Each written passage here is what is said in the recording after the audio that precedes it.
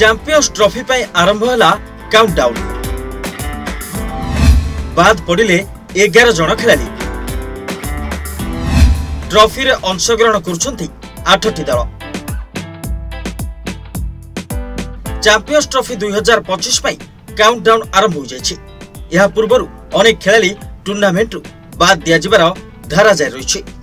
एथिरे मोट 8टी दल अंशग्रहण कर प्राय समस्त दलर खेलाड़ी एथिरु बाद पड़िछन्ति।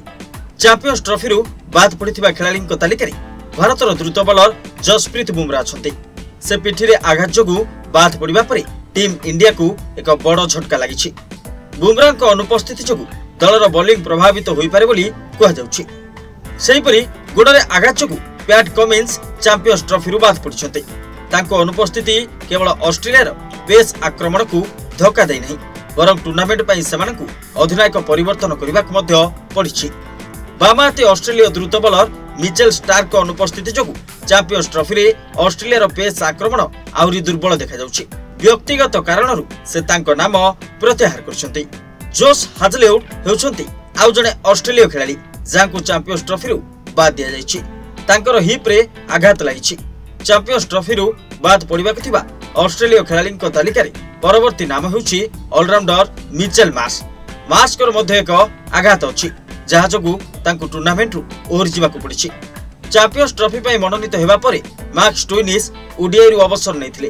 दक्षिण अफ्रिकार द्रुत बॉलर आंड्रिच नोर्किया एवं जेराल्ड कोइजे मध्य आघात कारणरू चैंपियंस ट्रॉफी 2025 रु बाद पड़िछन्ति। चैंपियंस ट्रॉफी रु बाद पड़िबा खेलाड़ी तालिकार 18 वर्षीय अफगानिस्तान स्पिनर आलाहा गजानफर नाम मध्य सामिल होइछि। इंग्लैंड रो बैटिंग ऑलराउंडर जैकब वेथेल हामस्ट्रिंग आघात जोगु चैंपियंस ट्रॉफी दल रु बाद पड़िछन्ति। भारत विपक्ष प्रथम एक दिवसीय मैच रे से आघात रो शिकार होइथिले। टॉम बैंटन दल रे तांको स्थान नैछन्ति। पाकिस्तान रो प्रारंभिक बैट्समैन मध्य आघात कारणरू चैंपियंस ट्रॉफी रु बाद पड़िछन्ति।